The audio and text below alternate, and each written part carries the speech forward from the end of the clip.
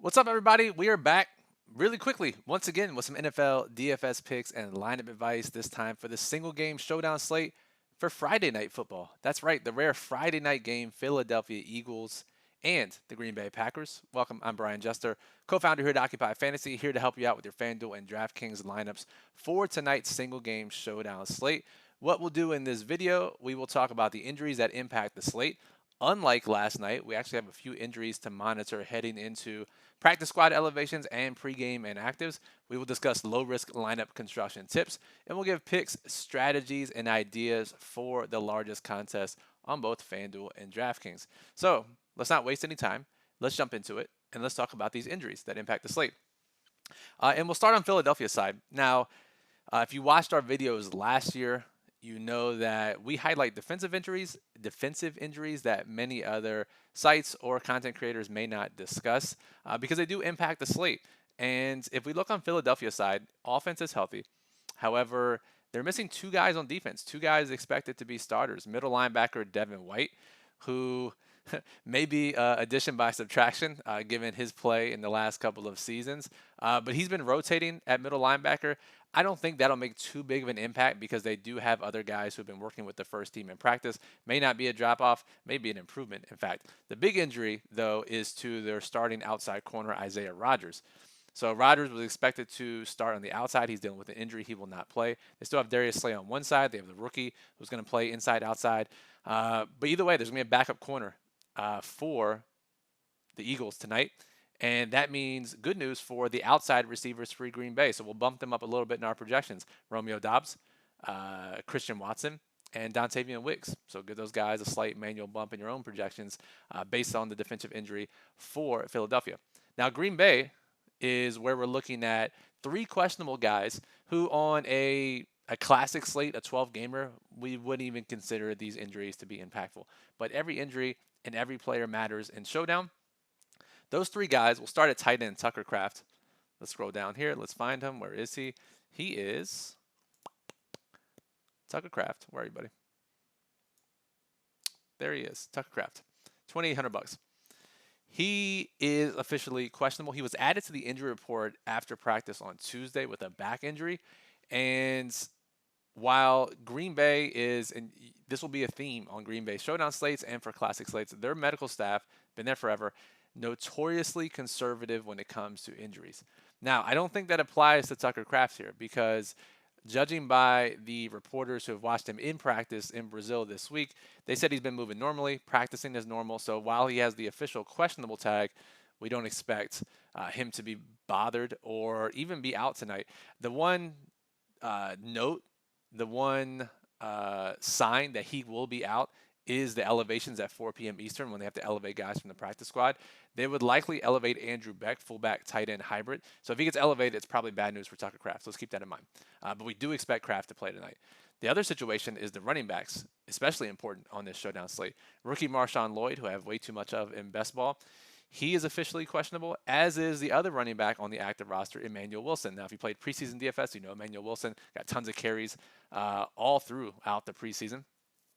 Of the two, we expect Emmanuel Wilson to play and Marshawn Lloyd to sit. Lloyd is dealing with a hamstring injury. It's been a multi-week issue, and he even had a rest day that was built into the return to play protocol, according to head coach Matt LaFleur. We would not expect someone to have a built-in rest day coming off a hamstring injury without a full week of practice to step in and play on Friday night, and that's the case for Lloyd. So again, pair that with Green Bay's conservative nature in their return to play for their players. We do not expect Marshawn Lloyd to play. Now, Emmanuel Wilson, he's been limited all week. It's been it sounds like a hip pointer, a hip issue, but not a multi-week issue. And so we expect him to play and suit up. And again, this could be wrong. This is how I'm reading it this early on Friday. You do this thing long enough, you start to read between the lines, you start to understand how injuries work. And that's our read. Again, this could change. Lloyd could be active and Wilson could not be. But we'll know that for sure. This game is at 8:15, so we'll know around 6:45 p.m. Eastern on who's officially active. Now, if one or both of these guys are out, we'll know because of similar to Tucker Kraft's situation, we'll know with the practice squad elevations at 4 p.m. Two guys traveled with the team to Brazil. Again, this game is in Brazil. So two guys traveled with the team, LaMichael Pirine at $200, as well as Ellis Merriweather at at $200. Both these guys travel with the team. And if both guys are out, both guys meaning Marshawn Lloyd and Emmanuel Wilson, then we'll see elevations of both Merriweather and Perine. If just one is out, I imagine it's Merriweather since he's been with the team longer. Regardless, if Lloyd is out, we'll see one of these two running backs active, elevated from the practice squad. If none of these guys are elevated, that means all three will be active. Jacobs, Lloyd, and Emmanuel Wilson. So, lots to say about the injuries. And while, again, on a classic slate, it may not matter, these guys will matter on showdown slates because their value plays. Emmanuel Wilson is $2,400. Tucker Kraft is $2,800. If Kraft is out, his backup Ben Sims is $200 min price. So this will be extremely important to monitor throughout the day. And don't worry, our daily plug and our Occupy model will be updated as soon as we get news throughout the day over on OccupyFantasy.com. All right, let's discuss low risk contests, 50-50s, double ups, head to heads, and try to attack those contests tonight. Last night was difficult for those contests. It's a little similar tonight where we have two stud quarterbacks, stud receivers on both sides. So it does make it difficult to build a low-risk lineup. If you listened yesterday, if you watched our content, you read our daily plugs, you know we tried to lock up all the scoring in low-risk contests, which means play both quarterbacks, both bell cow running backs. That way if a touchdown is scored in the game, we have access to it. That can be difficult sometimes, especially when guys are expensive like tonight. And we also want to play any obvious values. That's actually the case on FanDuel tonight, which is rare, so we'll get over there in a second. But if we try to do our normal strategy of lock up all the scoring, Jalen Hurts, Jordan Love, Saquon Barkley, Josh Jacobs, lead back coming over from the Raiders if you missed any offseason news. Saquon Barkley coming over from the Giants, now the lead back for Philly. So $33.50 per player, that's not too bad. Now, if we get something like Ben Sims tight end 2, then we can play 6,500 Jaden Reed. Or if, let's say, somehow Lloyd and Wilson are both out, we play $200 Ellis Merriweather, same situation. So it's actually going to be extremely important. If Tucker Kraft is in, we play him, $3,900. That's a little difficult. If Emmanuel Wilson is the guy who's the running back 2 tonight, $4,300. Still a little difficult because we can't get up to a kicker or a secondary player here. So I'm not really sure this is the best way. We could captain Jacobs or Barkley. Or you could just leave out someone like Barkley, which is scary to do, and play, let's see here. So we played, let's say Emmanuel Wilson as our punt play and Jacobs. Then we could play, let's do Jaden Reed. Where is he? 73, Romeo Doubs. So there are options here. Really what we're looking for are the inactives. They're extremely important on DraftKings tonight for low-risk contests because if we get one or two of those guys that are questionable out, it really opens up low-risk lineups and small field and large field, high-risk lineups as well. So let's monitor. So try to fit in the core 4 of the 2 quarterbacks and 2 running backs, play the best value play, and then fill in what's remaining from there. Now on FanDuel, unsurprisingly, we can't play both quarterbacks, both running backs. They're too expensive. $1,500, we have to leave out one of these guys. However, the mispricing I was alluding to earlier is Dontavian Wicks. He's only $6,500. So yes, he is technically the wide receiver 4 on the depth chart. However, he's going to rotate in. He was their most efficient receiver last year. These guys, the Packers, are loaded with efficient, talented, young receivers. Jaden Reed, Romeo Doubs, and Christian Watson, in addition to Dontavian Wicks. So Wicks, despite being a wide receiver 4 on paper, wide receiver 3A, 3B, whatever you want to call it, he's going to play 30-plus snaps tonight. And at that price tag, he's far too good to ignore. We expect him to be by far the most popular option in this range. So you play him at flex, not at captain or not at MVP. Let's see here. And then you play Hurts, Love, and we prefer Jacobs over Barkley with the $1,000 savings and the uncertainty behind him at running back 2. $8,500 per player. You can actually play a kicker. Kickers are just $8,500 or $8K tonight on FanDuel. So this is probably the way to go for FanDuel low-risk lineups tonight. Again, barring any news, but this is, even if the news hits, this is how you want to approach it on FanDuel low-risk lineups tonight. And again, talking about the news, I know the game is in Brazil, and I know Twitter is blacked out in Brazil, but this is 2024. There are other ways to get information. If this is a preseason slate, yes, it may be a little difficult with who's on the field, live reporting, but this is a regular season game, national reports. We'll get who's playing and who's not well ahead of time. No scrambling. So despite Twitter being blacked out in Brazil, that won't be an issue for reporting tonight. All right, let's go back to DraftKings and let's transition into high-risk contests. Water sip. We're hydrated. We're good to go. And large field, small field, GPPs, high risk. We talk about contests that are exponential in payouts, where risk a little bit of money, you can win a lot of money. And really, what you want to do in high risk contests, we have a few strategies that we outline in our strategy guide at occupyfantasy.com, our showdown strategy guide, as well as in our daily blog. But you need a couple points of differentiation from your low risk lineups. And depending on how large the contest is, how risk averse you are, that'll determine how many points of differentiation you need in your lineups. If you start with small field GPPs, think of less than 200 players, contests less than 200 players that classify as high risk. You only need 1 point of differentiation, roughly. That's one player less than 20% owned. So I'll name a couple guys here that make sense for that, for small field differentiation. Here you want to play most of the guys that are in our low risk player pool. Mix in one or two of these guys in your small field GPPs, and that is certainly enough to do to get different and get to the top of your small field contest. Guys that are under 20% owned, according to our projected ownership at occupyfantasy.com. It's in the model. It's in the lineup builder. The defenses and the kickers both. Now, Elliott may get over 20%. I don't expect him to. This could be like last night where we have both kickers projected for under 20% and the favored kicker gets over 20%, like Harrison Butker did. So I would expect that with Jake Elliott. However, Braden Narvison, if you don't know who he is, don't worry. Most people don't. Anytime there's a brand name kicker like Narvison, their ownership is automatically decreased. Add in the fact there's another kicker in their player pool, Alex Hale, who's actually not going to kick. It's just the Narvison show for Green Bay. And people get confused. They don't want to click on a kicker when a team has two. Projections sometimes miss it. No one wants to click on a guy named Braden Narvison they've never heard of. So he'll be like 10% owned. Fantastic leverage play as a kicker at 10% in small field showdown contests and the large field showdown contest as well. The defenses didn't pan out last night, looking for a lower scoring defensive game. But again, as we said yesterday's video, that's going to be a popular and a profitable strategy over the course of the season. If you play a defense in every lineup, you would assuredly end up profitable by the end of the year. So maybe some jet lag flying down to Brazil. Who knows? Some turnovers. A defense on a lineup is certainly low owned and can obviously get you there if you build the right way. Kenneth Gainwell.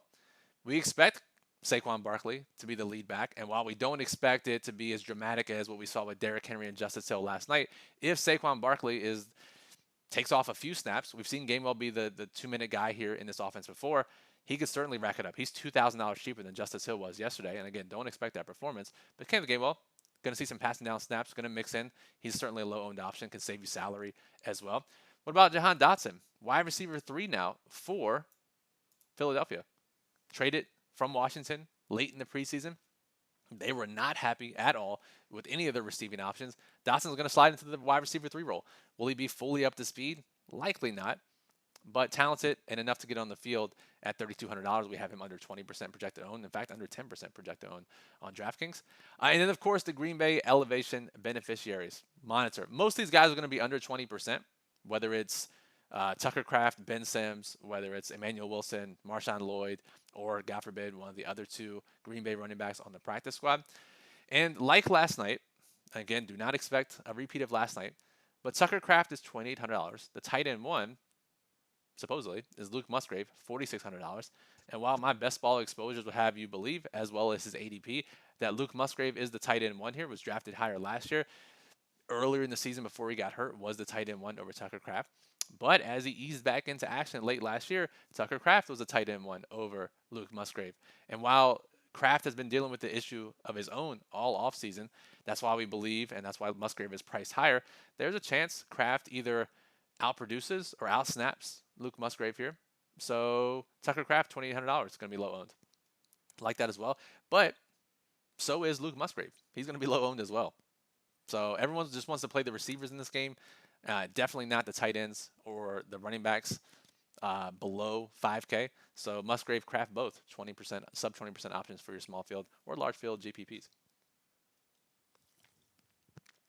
Now, if we talk about large field GPPs, 1 million to first once again tonight on DraftKings. FanDuel has 100K to first, so drop down, but I'm sure you'd be happy with the 100K if you want it, right? So let's talk about some high-risk, large field strategies, your mass multi-entering. We do not advise people to enter one lineup into these contests. You want to enter 20 plus, ideally 150 plus if you're entering these, but this also goes for the 20 max contest as well. Last night didn't pan out, but doesn't mean a one-game sample should dictate our strategy for future slates. Last night, the field built Kansas City heavy. Tonight, they're actually going to build Green Bay heavy. And not because Green Bay is favored, Philadelphia is favored, but because Green Bay has so many more affordable and just a pure volume of guys that will be involved in their offense.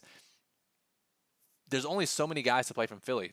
A.J. Brown, Devonta Smith, Saquon Barkley, Dallas Goedert, Jalen Hurts, and then everyone else is a question mark. Whereas Green Bay, you have Jordan Love, Josh Jacobs, all 4 receivers, and then the tight ends. So the field is actually going to build more Green Bay heavy tonight. If you build Philadelphia heavy or more balanced, that is certainly one way to get different without sacrificing too much ownership or projection otherwise. We talked about the defensive angle already, playing a defense in your high-risk lineups as well. I really like the secondary captains and MVPs tonight. If you look at FanDuel, Jordan Love and Jalen Hurts are going to account for 75% of the MVP ownership.